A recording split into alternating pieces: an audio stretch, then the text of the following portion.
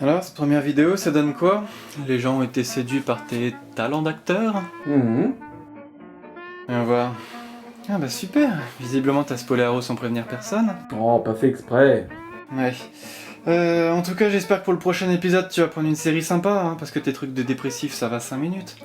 Les gens, c'est pas ça qu'ils veulent. Ils veulent juste se détendre, passer un bon moment, c'est tout. Pardon?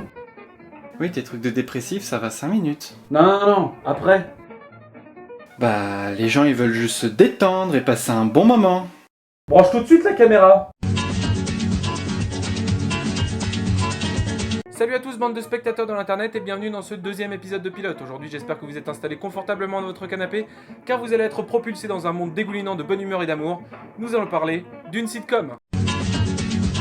C'est nul. Non, mais y a pas que des mauvaises sitcoms. Les sitcoms, contraction de situation comedy, sont, comme vous le savez certainement, un sous-genre des séries télévisées. Généralement humoristiques, elles se caractérisent par des environnements récurrents, jonglant le plus souvent entre le salon familial et un lieu public facilement identifiable par le spectateur, comme le diners, l'équivalent américain de la brasserie parisienne. Cette comparaison est grossière, mais vous m'avez compris. Pour comprendre d'où viennent les sitcoms, il faut sans doute remonter aux années 50 avec la série I Love Lucy. Et si ce nom ne vous dit rien, sachez tout de même qu'à l'origine, il s'agissait d'une émission de radio ultra connue aux États-Unis, adaptée à la télévision à une époque où le petit écran commençait tout juste son invasion dans les salons des ménagères américaines. C'était un peu comme un produit d'appel, si vous voulez. Il s'avère aussi que Lucy Ball et Daisy Arnaz, les deux acteurs principaux de la série et mari et femme dans la vraie vie des vrais gens, décidèrent un jour de délocaliser leur studio de New York où se tournait la quasi-totalité des productions télé vers la côte ouest des États-Unis. Mais pourquoi? Pour ça. Ce choix, qui peut sembler banal aujourd'hui, j'en conviens, ne l'était pas du tout il y a 60 ans, car l'idée même de tourner une production télé à Hollywood était tout simplement inédite à l'époque. Mais cela ne s'arrête pas là, car cette position pour le moins stratégique leur a permis de profiter de techniques plus cinématographiques, ne serait-ce que pour les caméras ou les techniques de montage. Ajoutez à cela un enregistrement en public, responsable des rires qui en exaspèrent plus d'un, et vous obtenez une norme de production du sitcom qui restera quasi inchangée jusqu'au début des années 2000. Rien que ça. C'était vraiment très intéressant. Now this is a story all about how my life got flipped, turned upside down, and I'd like to take a minute, just sit right there. The Big Bang Theory, parce que c'est bien d'elle dont on va parler aujourd'hui, est une sitcom américaine créée par Chuck Lorre et Bill Prady, diffusée depuis 2007 sur CBS, chaîne à laquelle on doit I Love Lucy, Comme par hasard. ça aussi, et tout un tas d'autres productions que je ne porte pas forcément dans mon cœur, mais qui font quand même partie du paysage télévisuel, du coup je me sens obligé de vous les mentionner. Voilà, The Big Bang Theory s'ouvre en nous introduisant à Leonard et Sheldon, les deux personnages principaux, tous deux dotés d'un QI largement supérieur à la moyenne, que nous retrouvons dans une banque de sperme avec la ferme intention de vendre leurs semences, pour qu'ils puissent offrir une connexion internet plus performante. Une idée de génie. Après cette entrée en matière plus que mémorable, nous retrouvons nos deux lurons dans leur colocation lorsqu'ils tombent nez à nez avec Penny, leur nouvelle voisine fraîchement débarquée dans l'appartement d'en face. Oh mais je t'en prie, jeune demoiselle stéréotypée, entre, fais comme chez moi. Bref, on se rend compte très rapidement que Leonard en pince grave pour cette dernière, mais malheureusement le pauvre est beaucoup trop timide pour l'inviter à sortir. Oh mais je t'en prie, 12 situations stéréotypées, entre, fais comme chez moi. Puis par un enchaînement de péripéties que je ne vais pas prendre le temps de détailler, Penny se retrouve à prendre une douche chez nos deux amis, lorsqu'elle lui prend l'envie de leur demander d'aller récupérer sa télévision chez son ex-petite amie, visiblement dotée d'un QI largement inférieur à la moyenne. Ce qui fait officiellement d'elle une opportuniste. Et eux des pigeons. Une fois que les scénaristes nous aient laissé comprendre que la réponse du dit ex-petite amie était bien entendu négative, la série nous introduit à deux autres personnages, à savoir Howard, le comic relief obsédé sexuel dégueulasse, et Raj, le comic relief... indien. Mais bien entendu, les définir ainsi n'a pas vraiment de sens, car tout ce petit monde n'est qu'en fait qu'un vulgaire amoncellement de comic relief. Bref, tout ceci dégouline de bonheur et de petits moments d'allégresse, lorsque l'épisode se termine en voiture, dans la joie et l'amitié, direction le karaoké. C'était vraiment très con. Et tout à fait convenu. Et je sais que je ne vais pas me faire d'amis en disant ça, mais merde quoi.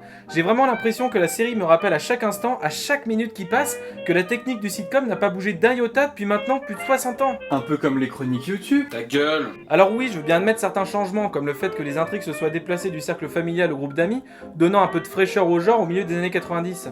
Je veux bien admettre encore que le sitcom s'est mélangé avec d'autres genres, comme la science-fiction par exemple, donnant naissance à une trouzaine de sous-catégories, dont certaines à mon sens sont franchement limites. Comme le black sitcom par exemple. Et ce n'est pas une blague de mauvais goût, hein. C'est même dans Wikipédia. Mais malgré cela et certaines exceptions, j'ai franchement l'impression que le genre n'a pas réussi à se renouveler. Comme si les chaînes étaient méfiantes à l'idée de bousculer les habitudes soi-disant bien rangées des téléspectateurs, amenant fatalement à l'échec de la série. Et à ce moment-là de la vidéo, je vais vous demander de m'accorder tout ce qui vous reste d'attention, car nous allons aborder un sujet central dans l'analyse d'une sitcom, je veux bien sûr parler du rire. Sans rentrer dans les détails évidemment, ce serait trop long, mais lisez des trucs sur le rire, vous allez voir, c'est rigolo. Pour illustrer mon propos, je prendrai l'exemple de Friends, d'abord parce que c'est certainement l'exemple le plus probant pour ce que je vais avancer, mais surtout parce que cette série a vraiment marqué plusieurs générations et que du coup énormément de monde la connaît.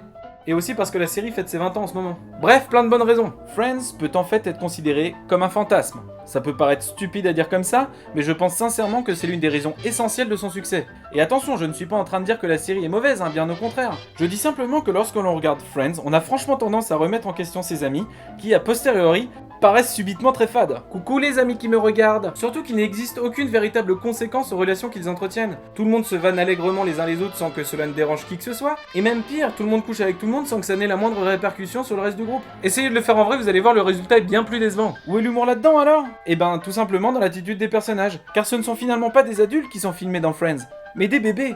Ou plus précisément des adolescents. Si j'avais pu vous demander de me définir l'archétype de l'adolescent, je suis certain que beaucoup d'entre vous m'auraient répondu « grosse larve sans travail qui rejette ses parents ». Et bien replacé dans le contexte de Friends, cette définition correspond il me semble parfaitement à l'image que renvoient les personnages de la série. Non seulement les parents sont méchants, profondément injustes, voire sadiques lorsqu'ils ne sont pas juste inexistants, mais surtout, on a franchement l'impression que ces personnes passent plus de temps entre leur appartement et le bar du coin, sans jamais se soucier de quoi que ce soit d'autre. Mais tu m'étonnes que les gens rêvent de vivre leur vie. J'ai d'ailleurs appris récemment que certaines études se sont amusées à calculer le revenu moyen de chacun des personnages, et en ont conclu qu'il était formellement impossible qu'ils puissent se payer des appartements aussi grands et aussi bien situés, avec un budget aussi dérisoire. Donc pour revenir à la série qui nous concerne, je la vois plus comme un ersatz de Friends pas très original, et n'existant que pour flatter l'ego de quelques gamers, en leur vomissant au visage des kilotonnes de références pop culture, de manière tellement grossière que ça me fait plus penser à du placement de produit qu'à un véritable clin d'œil. Voilà, c'était The Big Bang Theory pour le 2e épisode de Pilote. Et c'était pas glorieux. À bientôt. Et donc là, t'es en train de te rendre compte que t'es tout à fait malhonnête. Monsieur fait le malin en critiquant ouvertement une série populaire, genre « moi je suis pas comme les autres, moi j'ai tout compris ». Mais en fait, cette série tu la regardes, et assidûment en plus. Effectivement. J'ai beau avoir plein de choses à redire, en fait, je crois que j'aime bien cette série. Bon, évidemment, si je devais vous conseiller des sitcoms qui, selon moi, font avancer le schmilblick, je vous proposerais sans hésiter The Office, qui mélange le sitcom avec la télé-réalité, par exemple. Ou encore Louis, qui s'amuse tellement à déconstruire le genre qu'on ne sait même plus si on peut encore parler de sitcom. Mais hormis son côté classique redondant, bah j'ai pas grand-chose à lui reprocher. L'histoire est simplette et ultra prévisible, mais on ne lui demande pas plus. Et concrètement, l'humour aussi peu original soit-il, bah me fait encore rire. Parce que c'est juste drôle. Faut pas chercher plus loin, je pense, hein. La série est effectivement faite pour se détendre et passer un bon moment. Si vous avez un coup de blues, regardez The Big Bang Theory. Vous allez voir, ça va aller beaucoup mieux après. Et même les références que je me suis amusé à descendre il y a pas 5 minutes fonctionnent finalement très bien sur moi. Mon petit ego de gamer est flatté. Quoi ? Voilà, c'était The Big Bang Theory pour le 2e épisode de Pilote. Classique, mais drôle. À bientôt. Bien, quelle conclusion, c'est un peu abrupt comme fin de vidéo, tu crois pas ? Oh, mais c'est qui commence sérieusement à me gonfler celui-là. Mais pourquoi ? Car il me bâche. Now this is a story all about how my life got flipped, turned upside down, and I'd like to take a minute, just sit right there. I'll tell you how I became the prince of a town called Bel Air.